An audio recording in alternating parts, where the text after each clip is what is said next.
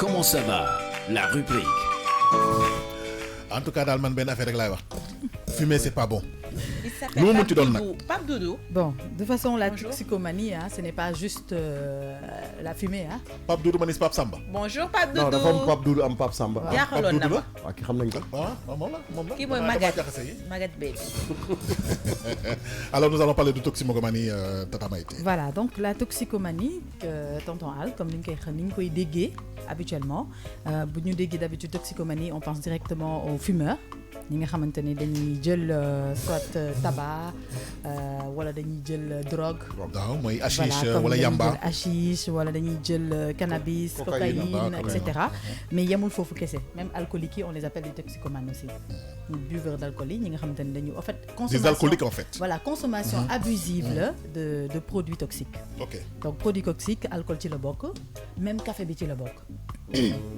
caféine bi ci la bokk alcool bi ci la bokk tabac bi ci la bokk amphétamine yi ci la bokk donc ak yeneen ah donc am na plusieurs choses yoo xamante ne am na ñoo xamante ne hallucinogène dañuy jël. absolument loolu yëpp c'est consommation abusive loolu yëpp mooy indi tey ñu ne kenn dafa c'est un toxicomane. dañuy inhaler produit chimique. voilà parce que dafay inhaler produit chimique dafay naan produit chimique donc loolu mooy waral ñu naan kii toxicomane la. alors c'est pas parce que juste on boit de l'alcool on fume de la cigarette on prend de l'hashish qu'on est forcément un toxicomane dépend na ci sa consommation ak degré consommation bi ak niveau bi nga xamante ne foofu ngay yegg par rapport ak sa consommation donc ñooñu la ñuy woowee les toxicomanes ñi nga xamante ne dañuy excéder ci produit bi. xam nga tey par exemple kenn koo xamante ne dafay tux am ñoo xam ne ils fument une cigarette 2 cigarettes 3 cigarettes par jour am na ñoo xamante ne par exemple un paquet ils peuvent prendre 2 à 3 paquets par jour ñooñu ce sont des toxicomanes. absolument voilà parce que ils abusent par rapport à la consommation bi nga xamante ne moo régulière ci tabac. Bien vrai que c'est des produits qui sont à substance déjà qui ne sont pas qui sont des substances toxiques déjà. Absolument, ça veut dire que le degré de toxicité bi nekk sa organisme mooy déterminé mën na nekk ci boisson bière wala voilà mën na nekk ci boisson ci alcool mën na nekk ci café mën na nekk ci drogue mën na nekk ci tabac mën na nekk ci lépp. maanaam dépendance voilà xam nga tey en général quand on prend des produits à substance toxique habituellement da nga ciy dépendant. absolument voilà habituellement loolu mooy dugal nit mais la plupart du temps ñi nga xamante ne mooy tax nit ñi di utiliser genre produit yooyu dafa am ay raisons yu différentes ku nekk ak raison bi nga xamante ne moom mooy tax ngay consommer genre produit yooyu noonu ñenn ñi c'est pour se détendre. Le café. Voilà, parce que par exemple, ils sont stressés, ils ont les nerfs tendus, donc pour se détendre, ils prennent du café par exemple. Ouais. Ils ont tendance à tout le temps prendre du café. Il y a des gens qui fument c'est parce pareil, que ça les apaise. Voilà, pour fumer, ils sont obligés, pour se détendre, ils sont obligés de fumer. Incroyable. Alors, soit ils fument la cigarette ou ils fument du hashish ou bien ils prennent de la drogue, ça dépend. am na ñoo xamante ne. hashish c'est pas bien de c'est de la drogue. Voilà c'est pénal hein su ñu leen jàppee dañu leen di tëj prison. am na ñoo xamante ne c'est pour des exemples. bon oui c'est-à-dire qu'aujourd'hui les seuls produits toxiques où on te ferme quand on t'amène pas en prison c'est l'alcool et le tabac. Voilà la cigarette. À part ça tout ce qui est yamba tout ce qui est cocaïne tout ce qui est voilà les hallucinogènes ak yooyu yëpp ce sont des produits yoo xamante ne bu ñu la ci jàppee dañ lay tëj. parce que voilà ce sont des produits interdits à la consommation. Voilà. Donc comme ni ma ko waxee rek mooy produit yoo xamante ne en général ñi koy jël dafa am raison bu nga xamante ne moom lañ koy jël par exemple tey am na ay produits yoo xamante ne les gens les prennent pour des pratiques religieuses am na ñoo xamante ne ils le prennent pour bokk ci benn groupe intégré dans un groupe comme par exemple ceux qui prennent de la cocaïne en général ils sont dans des réseaux dans des groupes yoo xamante ne voilà dans le cadre financier dans le cadre de l'influence etc. Buveurs d'alcool yi aussi c'est pareil d'habitude ils ont envie d'extérioriser quelque chose donc pour extérioriser ko il faut que ñu jël alcool ñoo xamante ne cigarette voilà pour se détendre pour être bien pour être moins stressé pour se calmer etc. ils prennent de la cigarette alors yooyu yëpp ce sont des produits yoo xamante ne dès que tu commences à les consommer tu deviens dépendant. C'est clair. Après ce qui se passe mooy yow yaay par rapport ak sa consommation ak niveau bi nga xamante ne foofu nga bëgg yegg par rapport ak produit bi foofu la ñuy déterminer ndax tu es devenu un toxicomane ou tu n'es pas un toxicomane. Tu es juste un fumeur pratique voilà. Et surtout on prend pas ça pour avoir de la confiance en soi. Oui bon après dépendre xam nga comme on dit ce sont des produits yoo xamante ne habituellement même bu ñu lay defal bu ñu la dugalee cure de désintoxication tu es régulièrement avec un psychiatre ou un psychologue. Pourquoi? Parce que habituellement ce sont des gens qui ont des troubles donc qui ont un problème mental qui veulent par exemple se représenter à travers quelque chose. Absolument. Parce qu'ils veulent extérioriser un problème, ils veulent extérioriser un état, ils veulent peut-être prouver quelque chose ou ils ont envie de passer sur quelque chose. Donc habituellement non lay démé. Toxicomanie non lay commencer au fait parce que d'habitude boy jël un genre de produit toxique yoyu, il y a forcément une raison. Ils sont comme dans leur petit monde en fait, la raison c'est parce que da nga bëgg bokk. Bokk bi moy manam parce que ñi ñu ngi koy def yow tam da nga ko bëgg def. Nga bëgg bokk ci benn groupe, nga dem ba ci biir après tu deviens dépendant. Voilà parce que tu as des problèmes de santé et tu te dis que peut-être avec ça peut soulager tes problèmes de santé. Ils ont tellement mal parfois qu'ils pensent qu'en se droguant ou en prenant quelque chose de toxique ou en buvant de l'alcool, ils arrivent à se soulager. Et c'est exactement ce qui se passe. C'est comme ça que ça se passe. Ils se soulagent mais en ne sachant pas qu'ils sont en train de plus se tuer. Parce que là, tu deviens toxicomane. Voilà, pour des raisons de famille, ils vont le faire, pour emmerder peut-être quelqu'un, ou parce que voilà, ils ont un problème qu'ils veulent régler, ils pensent qu'en faisant ça, ils vont régler le problème. Et après, tu deviens dépendant à ce produit-là. Ou nga nan ba paré perturbé ba paré parce que da nga bëggon jox sa bop fit genre mais non. Voilà, amna ci ñoo xamantene fit lañuy wut, amna ci ñoo xamantene problème lañuy extérioriser. Par exemple, ñi nga xamantene il y a des timides. Ils n'arrivent pas à exprimer leurs sentiments. Parfois, ils préfèrent aller se droguer ou aller boire pour exprimer où. Parce que moment où état bi ngay nek doto contrôler ses faits, doto contrôler ses faits et gestes. Donc, avec état bobu non, ça te permet de pouvoir t'exprimer. Absolument. Pour ñu déglu, on parle de toxicomanie manam état bi nga xamné nit ñi nañu nek su fekké nañu jël manam suñu nek dépendé. Voilà, suñu démé ba am dépendance bu grave ci affaire alcool wala ñu am dépendance bu grave ci cigarette wala ci drogue wala ci leneen. Absolument. Approche psychologie bi ngay wax mu né ni lutax mu am te lutax ñoñu diko def en fait. Voilà. Donc ñi tax ñi ñoñu diko def motax habituellement bu ñu déggé ñu né ni dañ ko duggal des cure de désintoxication. En fait, cure de désintoxication, c'est pas juste pour Tereko, c'est une forme de l'empêcher de fumer, mais c'est une forme aussi de recadrer la personne. Rééducation carrément. Voilà, rééducation lay nekk. Madame nit ki dañuy jéem yóbbuwaat ko ci état normal bi. Madame jéem ko recadrer waat dugalaat ko ci réalité bi. Parce que kooku au fait génn na ci réalité bi nga xamante ne moom la nekk. Il faut de la volonté aussi. Oui, de la volonté et aussi beaucoup de soutien derrière. Absolument. Da ngay gis dañuy am ay psychiatres yu leen di accompagner, ay psychologues yu leen di accompagner, ay sociologues yu leen di accompagner.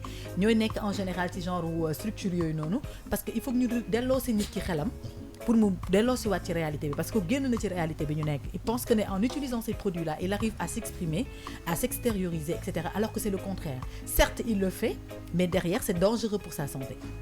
Danger bi mooy nga dem ba yow sa bopp dootoo ànd ak sa sago. Am na ci ñoo xamante ne tey la toxicomanie yóbbu na leen à ce qu'ils sont devenus maintenant fous. Ils n'ont plus aucun contrôle ci seen personne. Ils ne vont qu'au sens bi nga xamante ne moom la leen seen xel di yóbbu. Alors seen xel daf leen di tergiverser loo.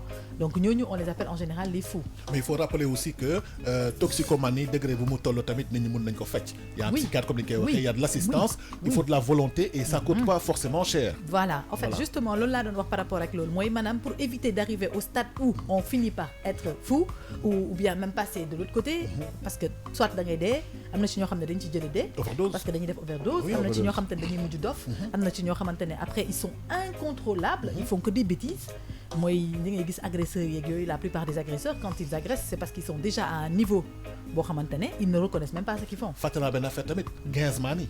waaw loolu yëpp c'est de la toxicomanie parce que c'est des produits toxiques c'est des produits toxiques yoo xamante ne dañ koy utiliser donc quand tu utilises un produit toxique mu dem ba mujj comme li nga wax sànq bëri ci sa organisme maanaam dem ba yow ci boppam yow sax sa deret bi sax bu amatul loolu bu amul loolu sax yow tu ne vis plus am na ñoo xamante ne sax dem nañ ba dépendant à un point où s'ils ne prennent pas ça ils tombent malades. Ils sont malades carrément parce que dañu dépendants ci produit boobu. Alors ce qui se passe en général pour ces genres de personnes dañ leen di recadrer dañ leen di yóbbu désintoxication. Alors désintoxication nag ce qui se passe en général c'est la famille habituellement qui pousse la personne à aller vers de la désintoxication wala les proches wala la personne elle-même peut-être sur une petite conscience se dire qu'il a besoin peut-être de sortir de ce domaine-là mu yóbbu boppam désintoxication. Alors ce qui se passe mooy dañ lay isoler. Désintoxication te met en isolement. En isolement, moi, dañ lay dugal ci ay endroits yoo xamante ne tu n'as pas accès à ces produits. C'est-à-dire ces produits sont bannis dans cet endroit-là. Absolument. Après, c'est un travail énorme que tu vas faire toi personnellement derrière psychologique. Après, il y a l'encadrement il y a des séances qu'ils font où ils regroupent les toxicomanes, di waxtaan ak ñoom, di leen conscientiser, di leen tere yenn yi, di leen expliquer conséquences yi nekk ci affaire bi fu mu leen mën a yóbbu. Donc il y a vraiment un travail minutieux boo xam te ne dañ koy def derrière pour permettre à la personne de sortir. Gis nga am na benn documentaire bu ma seetaanoon Maïté boo xam ne kii la dañu leen regroupé ci benn salle ci benn salle ku nekk da ngay ñëw ne man maa ngi tudd Alioune Badara toxicomane là depuis 10 ans damay jël cocaïne héroïne ak lii ak lii après nit ñi dañ koy tàccu quoi parce qu'il a eu le courage de se dénoncer devant le public te kenn jugé wu ko foofu la base bi. Oui, en fait la base comme tu dis c'est ça parce que en fait en général quelqu'un qui est toxicomane il a tendance à penser que tout le monde le juge. Alors pour s'en foutre de jugement au nit ñi ou bien pour wan nit ñi ne que seen jugement safuma en général dañuy abuser. maa tey lay def. mooy waral voilà ñuy egg ci level boobu noonu parce qu'ils veulent toujours montrer aux gens que ne ñoom ils n'en ont rien à faire que les gens n'ont pas le droit de juger leur vie donc pour loolu ils font non ce qu'ils veulent pour montrer aux gens que ñoom ils sont capables de se débrouiller tout seuls et de faire ce qu'ils veulent et kenn du leen juger donc moo tax genre groupement yooyu noonu on leur laisse la possibilité de s'exprimer de dire ce qu'ils ont dans le cœur et quand ils le font en groupe avec plein de gens ils voient que chacun est là avec son problème donc du coup tu finis par te dire que bah yow tu es humain comme tout le monde quoi. Voilà, et vous vous solidarisez. Voilà, et puis vous vous solidarisez, chacun raconte sa vie, chacun dit. Lolo, c'est une des pratiques que l'on fait dans la toxicomanie. Deuxièmement, il y a des médicaments qu'on leur donne.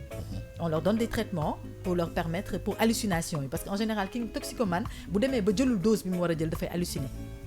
dafay feebar dafay halluciner donc on leur donne des médicaments on leur donne des traitements yoo xamante ne mooy waral muy wàññi hallucination bi muy wàññi peut-être fièvre bi ñuy am am na si yoo xam ne forte fièvre la ñuy am. boo xam ne parce que ay médicaments de substitution la ñu jël en fait c'est grave. ay forte fièvre yoo xamante ne mën na dem ba yóbbu leen à niveau boo xamante ne après ils sont incontrôlables ak yeneen yoo xamante ne da nga koy fekk ci biir. Pape Jean ñëwaatal si image boobu ñëwaatal si image boobu. donc toxicomanie pour que les gens comprennent ce n'est pas seulement un fumeur de drogue quelqu'un qui prend de la drogue qui est un toxicomane même un fumeur de cigarette peut être toxicomane un buveur d'alcool peut être toxicomane, un buveur de café peut être toxicomane. Il y a des gens qui passent 24 heures sur 24 à prendre du café. Parce que tu sais en fait, quand tu dis les buveurs de bière ou l'alcool, des toxicomanes, les gens vont se dire mais comment? Mais parce que dañ koy associé avec de la drogue. Même sans association bi avec de la drogue bi sax, l'alcool si boppam est toxique.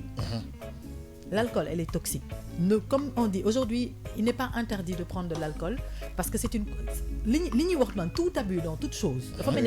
Ça crée une dépendance. Cigarette, c'est toxique. Mais quand même, il est vendu et les gens le consomment. Absolument. Donc, il n'y a pas trop de débat là-dessus par rapport à ça.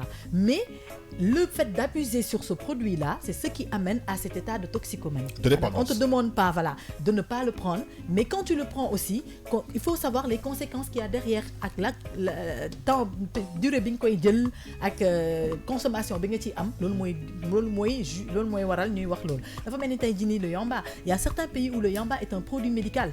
Oui, de plus en plus. Il est utilisé médicalement. Il y a même des pharmacies. Même dans le cadre religieux, il y a des pays où religieusement parlant, c'est pas interdit de prendre de la cannabis. Mais le problème est que on consomme de la cannabis pas de la façon dont il faut la consommer. Dans le but médical. Voilà. Donc quand on la consomme d'une manière abusive, utiliser abusivement, ben forcément, tu deviens un toxicomane et ça t'amène dans des niveaux, madame, d'autres comporter comme nit ni mi comporter ouais. Alors, bon demee ba comporter ton comme nit ni mi comporter ouais, on t'appelle à ce moment-là un toxicomane. Absolument. Dafa melni alcool tay bokay nan, nga nan ci ben verre ñaari verre, on peut pas t'appeler un toxicomane. Mais nga dem ba nga xamantene yow chaque jour da ngay mandi, chaque jour yaa ngi mandi, tu deviens un alcoolique, tu deviens un toxicomane. C'est ça.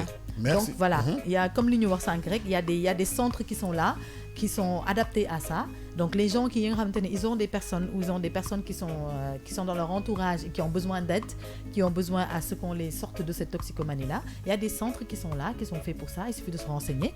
Yóbbu leen nit ki fofu ñu duggal ko isolation, jéem ko aider. D'habitude ça peut prendre 1 mois, 2 mois, 6 mois ou même une année pour permettre à la personne de sortir de cet état-là et après reprendre sa vie normalement. Am na suñu dëgër bopp nak ñoo xam ne dinañ dugg désintoxication génn gën a duggaat. Mais il y a parce que c'est l'environnement de changer. Il y a aussi l'hôpital Fann, ils sont réputés être très forts pour aider les toxicomanes, les maladies infectieuses aussi. Voilà. Voilà. Merci Maïté, on parlait de toxicomanie.